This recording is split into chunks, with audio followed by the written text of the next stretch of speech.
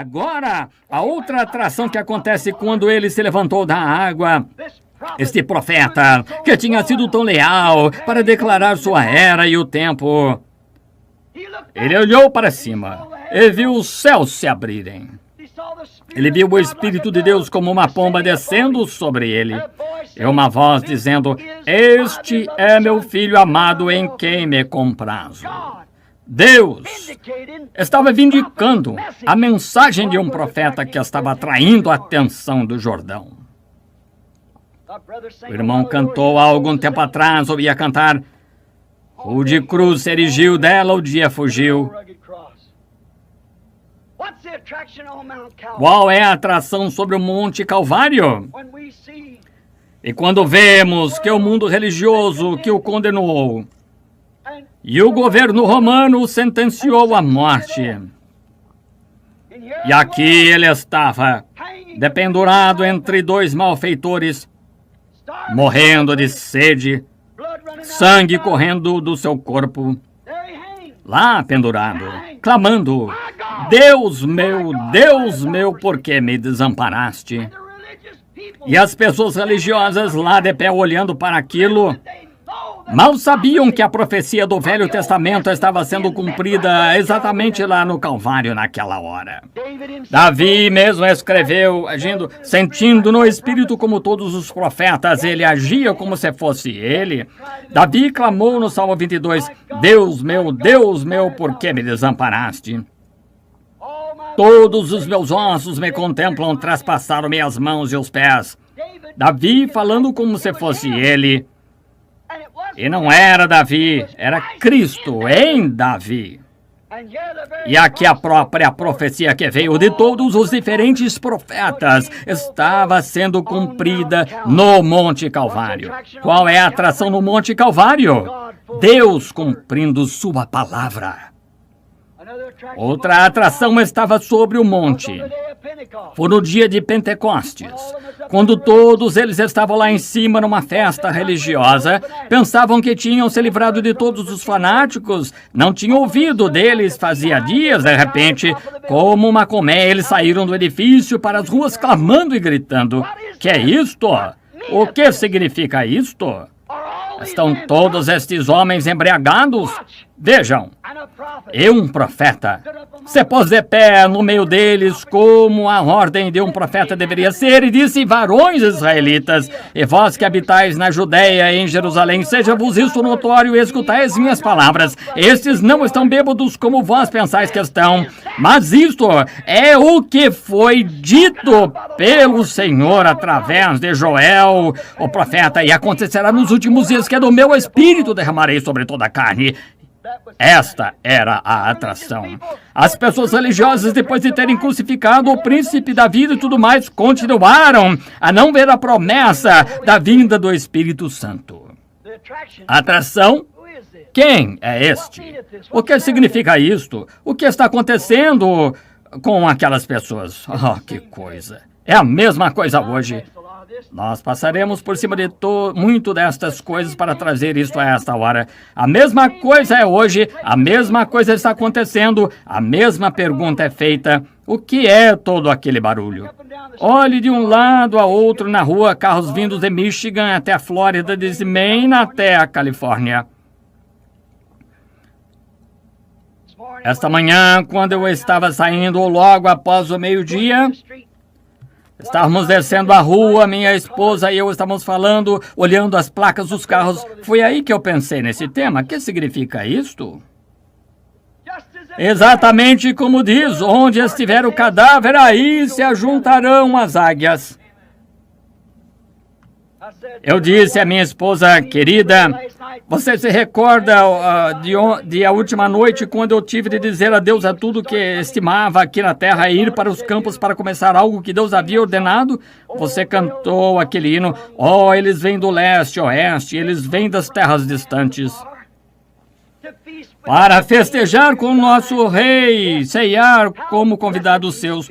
Quão abençoados são estes peregrinos, observando sua sagrada face.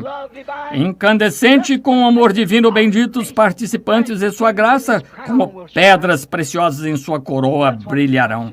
Essa é que é a atração. A semente predestinada de Deus, a qual não pode fazer nada a não ser segui-lo, significa mais do que a vida para nós.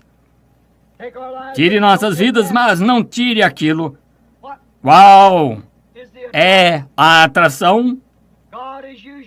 Deus, como sempre, cumprindo a sua palavra. Ele está cumprindo a palavra de Zacarias outra vez.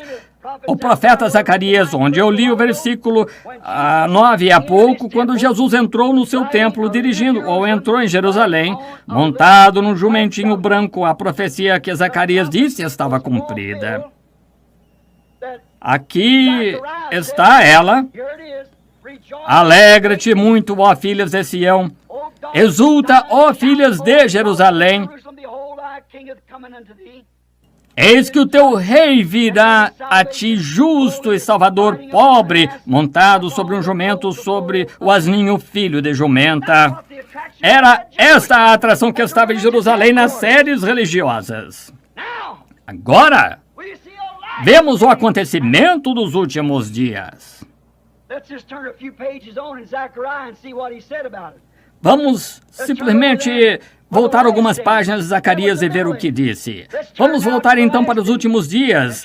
Aquela era a Idade Média. Vamos voltar para agora aos últimos dias. E voltar a Zacarias capítulo 14, começando com o versículo 4. E ouçam. E vamos ler uma porção das Escrituras, cerca de 9 versículos, do 4 ao 9. Ouçam atentamente. E está profetizado de sua vinda nos últimos dias. Ouçam atentamente agora. Isto é, o assim diz o Senhor, são as Escrituras. Zacarias 14. Recordem, Zacarias 9, o que ela diz, e eles não o reconheceram. Agora, o que é hoje? Zacarias 14, falando de sua vinda.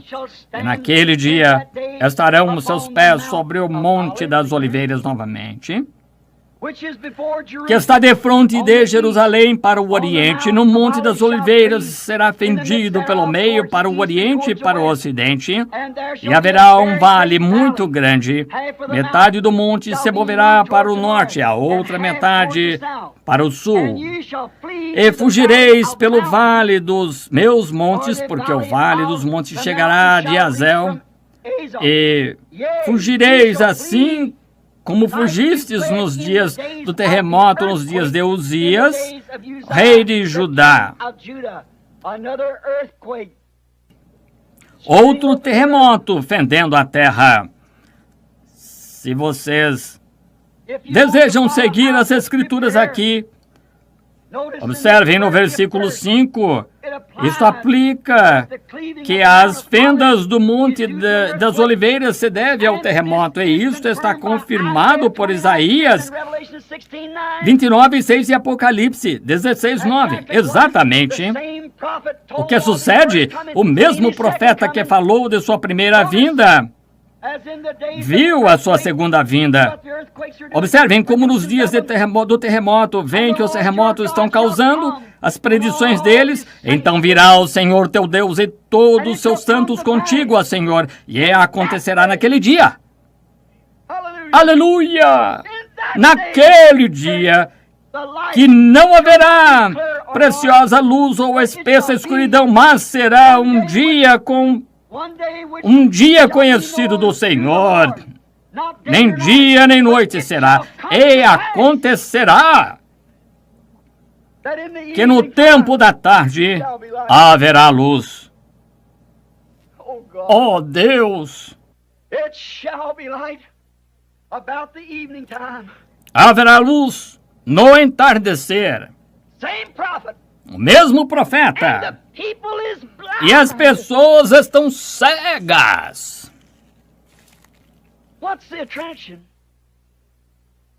Qual é a atração? Vamos ler mais uns 2 versículos. Naquele dia também acontecerá que correrão de Jerusalém as águas vivas, metade delas para o mar oriental e metade até ao mar ocidental. No estio, inverno sucederá isto. O evangelho indo por diante, tanto para os judeus como para os gentios. E o Senhor será rei sobre a terra naquele dia, e um será o Senhor, e um será o seu nome. Haverá luz no entardecer. certo. O caminho à glória certamente se encontrará. No caminho pelas águas está a luz de hoje, sepultado no precioso nome de Jesus. Jovens e velhos, arrependam-se de todos os seus pecados. O Espírito Santo certamente entrará. A luz do entardecer chegou. É fato que Deus e Cristo são o mesmo. Veem onde estamos? Nações estão se rompendo, Israel se despertando. Os sinais que os nossos profetas predisseram, aquele terremoto para os gentios, para os últimos dias, os dias dos gentios contados, sobrecarregados de horrores, retornaram a dispersos aos vossos. Vocês que foram expulsos e essas arcas carregadas em carros novos, saia de lá antes que a morte os atinja. Deus tem confirmado isto, assim será. Vamos voltar a outra escritura no Velho Testamento. Malaquias capítulo 4.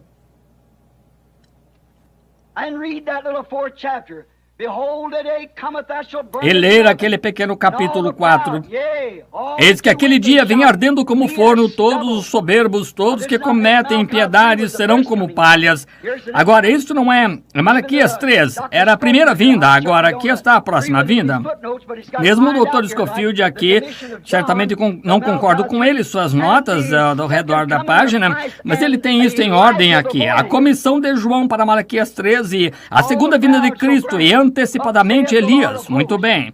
Todos os soberbos os abraçará, diz o Senhor dos Exércitos, de sorte que lhes não deixará nem raiz nem ramo. Onde está o inferno eterno, então? Mas para vós que temeis o meu nome, nascerá o sol da justiça, e campanhas de salvação trará debaixo de suas asas. Salvação trará debaixo de suas asas. Saireis e crescereis como bezerros de cevadouro, e pisarei os ímpios. Se farão cinza debaixo das plantas de vossos pés naquele dia que farei, diz o Senhor dos Exércitos. Lembrai na lei de Moisés, meu servo, que lhe mandei em Horebe para todo Israel, que são os estatutos e juízos. Aqui está a vinda do Elias. Eis que eu vos envio o profeta Elias, a última escritura que encerra o Velho Testamento. Eu vos envio o profeta Elias antes que venha aquele grande e terrível dia do Senhor. Agora, esse não poderia ter sido João. Não. Vejam, o mundo não foi queimado e os justos não andaram sobre os ímpios, estão vendo? Não. Antes do grande e terrível dia do Senhor, e converterá os corações dos pais aos filhos, os corações dos filhos a seus pais, para que não venha e fira a terra com maldição. Observem a precisão do Espírito Santo, que ele não confundiu aquelas duas vindas de Elias. Malaquias 3 diz: eis que eu envio o meu mensageiro perante minha face. Perguntaram a Jesus sobre João, ele disse: se o podem receber, este é aquele de quem o profeta disse: eu enviarei meu mensageiro perante minha face. Este é o Elias que estava por vir. Malaquias 3, observem a exatidão da Escritura, como ela dá isto. Observe o que é isso. Aqueles que desejam crer, aqueles que desejam ver. Lembram-se que Jesus parou no meio de uma escritura, porque parte dela já havia sido cumprida, então o restante para a sua segunda vinda, para pregar o ano aceitável do Senhor, curar os quebrantados de coração, e parou. Não trazer julgamento aos gentios até a sua segunda vinda. Observe sua escritura aqui, como se assemelha a essa. Ele, Elias, tornará os corações dos pais aos seus filhos. Agora, falando de Malaquias 4, não misture isso ou Malaquias 3. João, Elias, o qual veio nos dias anteriores à primeira vinda de Cristo, tornou o coração dos velhos pais patriarcas a mensagem dos filhos, a nova mensagem. Agora observe, e os corações dos filhos aos dos pais. Em sua segunda vinda, nos últimos dias, ele retorna à fé apostólica novamente. Vê quão perfeitamente concordam as Escrituras? Aquele era o fim do Antigo Testamento. O Antigo Testamento, agora, vemos que é a luz do tempo do entardecer. O que é isto? É o topo. O monte topo da árvore. Como eu disse esta manhã, temos passado através de denominações, através não de uma laranjeira, como eu falei nesta manhã, mas tivemos toranja, limões, todas as espécies de outras coisas bem diferentes do princípio. Mas depois, não falhem em entender isto. Aqui vem isto.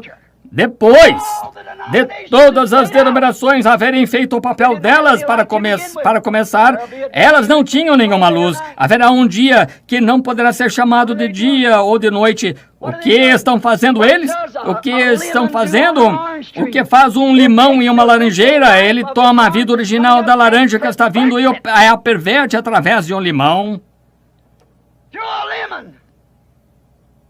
Isto é o que as denominações têm feito à palavra de Deus. A palavra de Deus sem nenhum efeito através de suas tradições. Isso é assim, diz o Espírito do Senhor.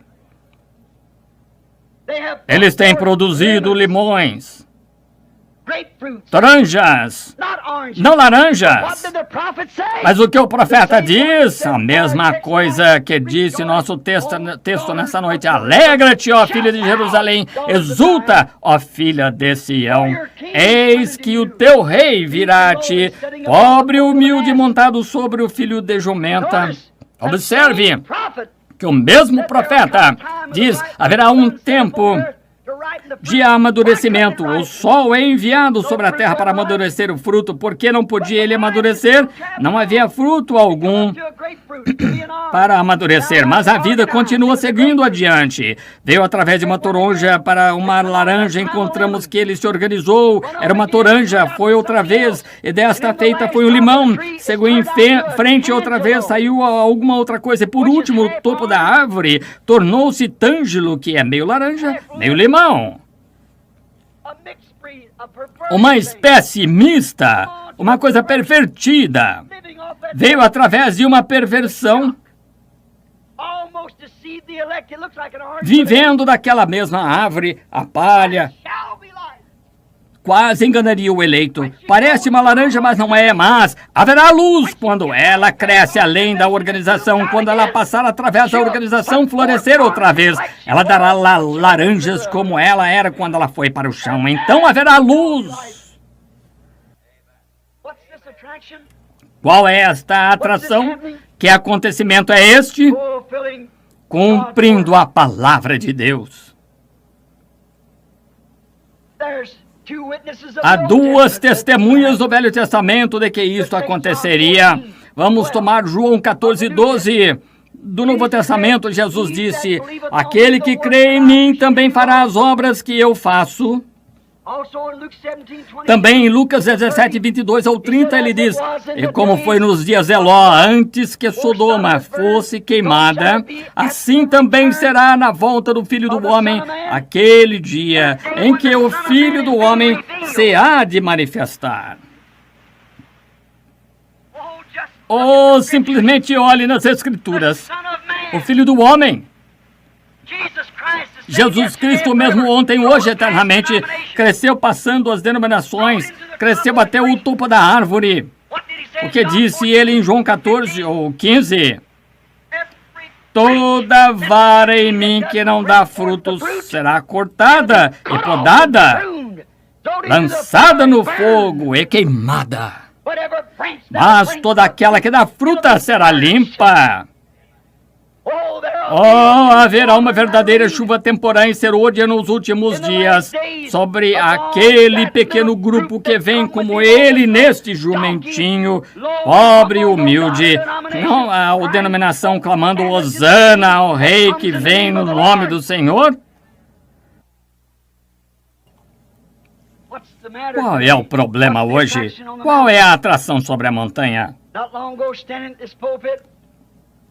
Há não muito tempo atrás, de pé nesse púlpito, foi dito pelo Espírito Santo, o dia virá quando colocarão uma estaca em frente da sua casa, moverão seu portão.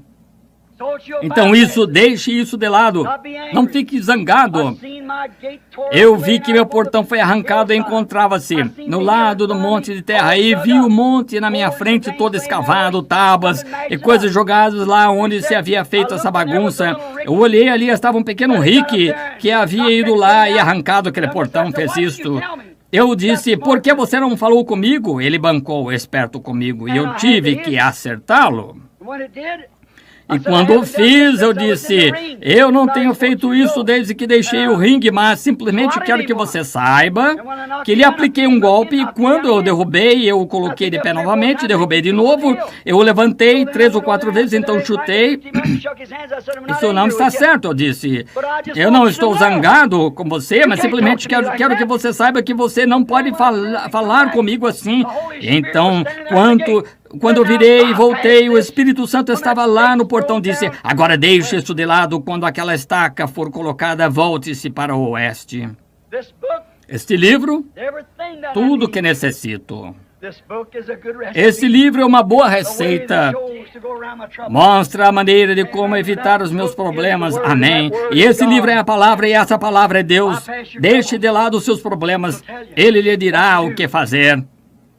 3 anos atrás, eu ouvi um amigo meu, o agrimensor municipal. Ele mora a 1 quadra de mim, colocando uma estaca.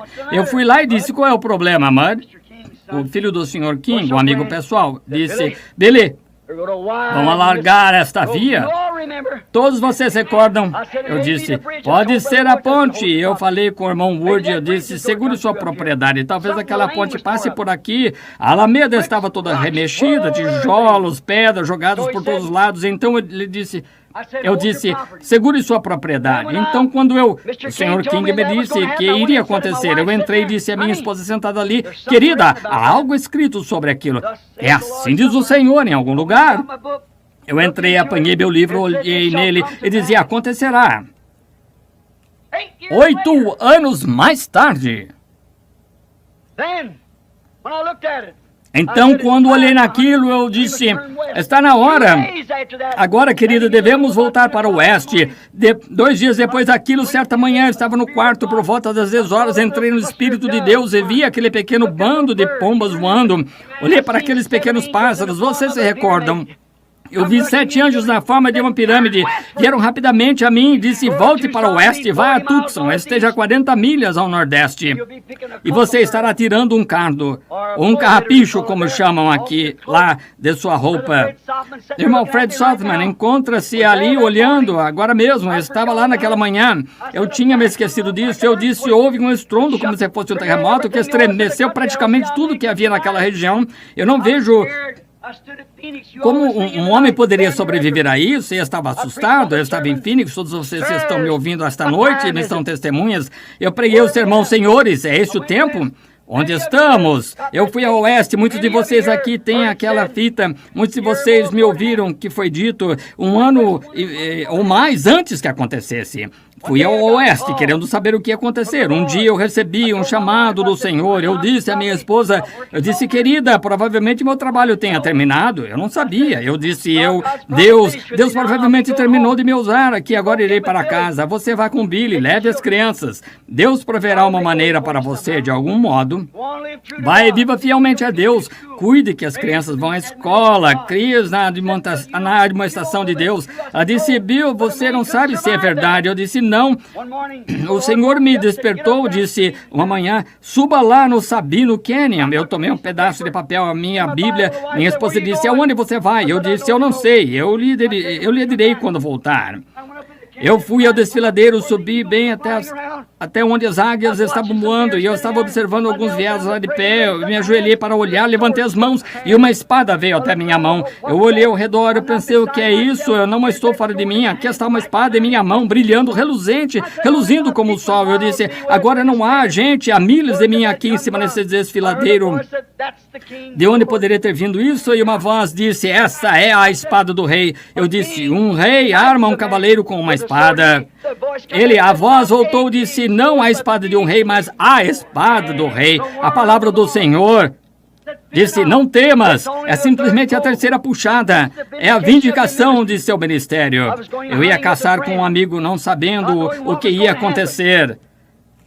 E alguém me chamou aquele dia que havia me criticado a respeito daquela foto do anjo do Senhor que havia tirado lá em Houston por causa de seu filho, pois ele estava na lista de sentenciados. Iria morrer em poucos dias. Ele me encontrou ali, me abraçou e disse, pense, o próprio homem que eu critiquei veio salvar o meu filho único.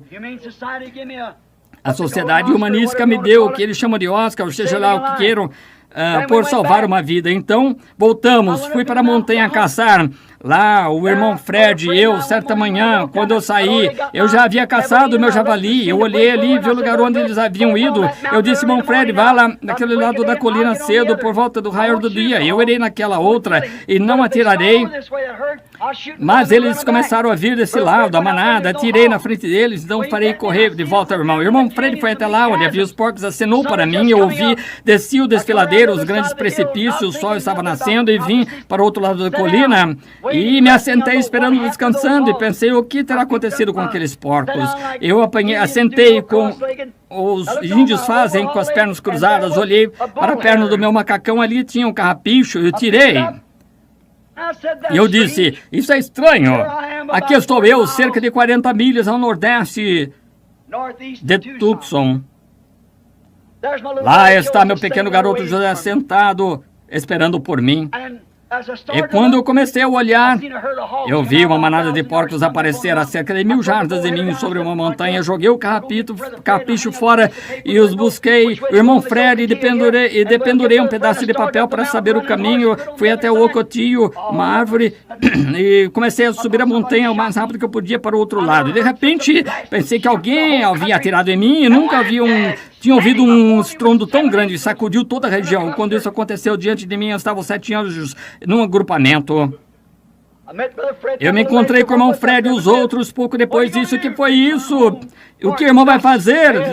Voltar para casa, pois assim diz o Senhor, os 7 mistérios que estavam escondidos na Bíblia por todos estes anos, estas denominações e tudo mais. Deus vai abrir aqueles 7 mistérios para nós nos 7 selos. Lá estava aquele círculo subindo da terra.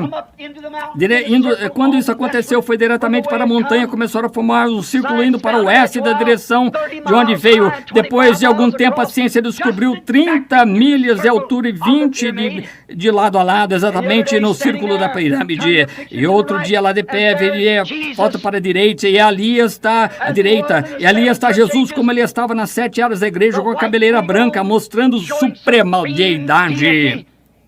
Ele é o alfa e o ômega. Ele é o primeiro e o último. Ele é o supremo juiz de toda a eternidade. Lá de pé, confirmou a mensagem desta hora. E haverá luz no tempo do entardecer. O que é tudo isto? O que era isto? Eu fui ao oeste, sobre aquela mesma montanha, passando lá em cima, com o irmão Bankswood, disse, atire uma pedra para cima. Diga ao Sr. Woods, assim diz o Senhor verá a glória de Deus. Logo no dia seguinte, lá de pé, um redemoinho desceu e sacudiu as montanhas. Pedras cortaram o topo das árvores, cerca de 3 ou 4 pés acima de minha cabeça, produziu 3 grandes estrondos e os irmãos vieram correndo. Havia cerca de 15 homens, pregadores e tudo mais. Que foi isto? Ele disse, que foi isto? Eu disse, julgamento está atingindo a costa oeste. Mais ou menos depois de 2 dias depois daquilo, o terremoto quase afundou o Alasca. O que é esta luz lá em cima? No Monte Pôr do Sol, na floresta Coronado do Arizona. Que coisa estranha é essa coisa que aconteceu lá em cima?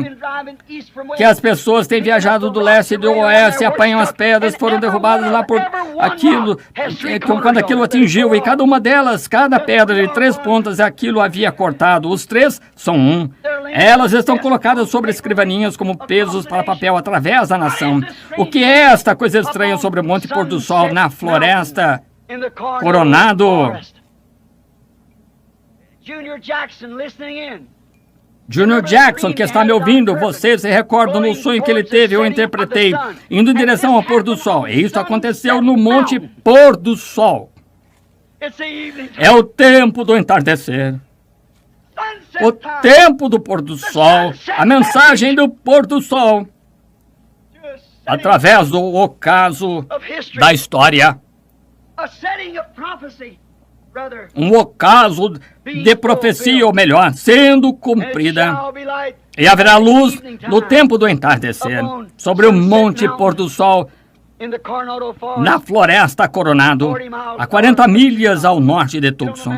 Pegue o mapa e veja o pico pôr do sol. Está lá, exatamente aí que isso aconteceu. Eu não sabia disso até o outro dia. Tudo, aquilo nunca morrerá. Está constantemente se desvendando da própria coisa acontecendo. A foto de Jesus olhando para nós e agora exatamente sobre o monte pôr do sol.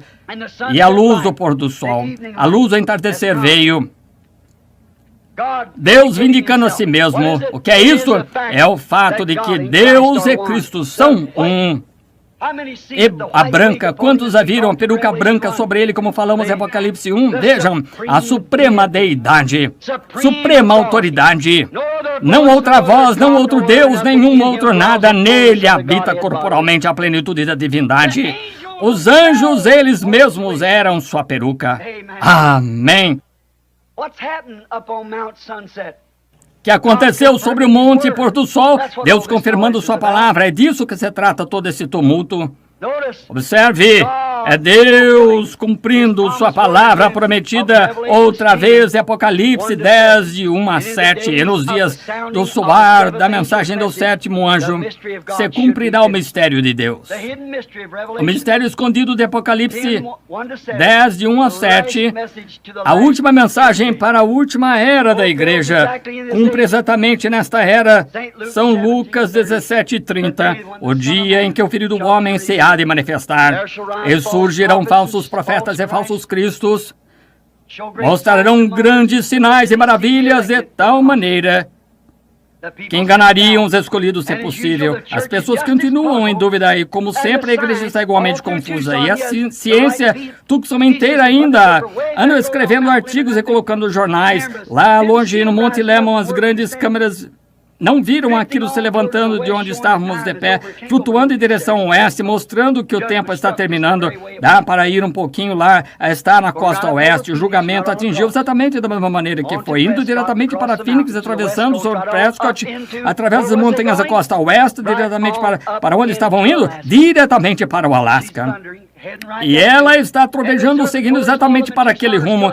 E os observatórios de todos em Tucson continuam indagando pesquisas de ciência, tentando encontrar tão alto que não pode ser neblina, cerração, nada lá em cima que fez isso, onde está. Eles estão simplesmente tão confusos quanto a esse halo sobrenatural pairando lá no céu, como estavam quando os magos vieram seguindo uma estrela, dizendo: onde está aquele que é nascido rei dos judeus? Que foi isso? Deus cumprindo sua palavra. E uma estrela se levantará de Jacó. E o Deus dos céus prometeu que no tempo da tarde teria luzes do entardecer. Há 3 anos atrás, este mistério era uma profecia. Senhores, é este o tempo? Mas agora é história. Já passou. A promessa está cumprida. Que tempo é este, Senhor? E qual é essa atração? Deus cumprindo sua palavra.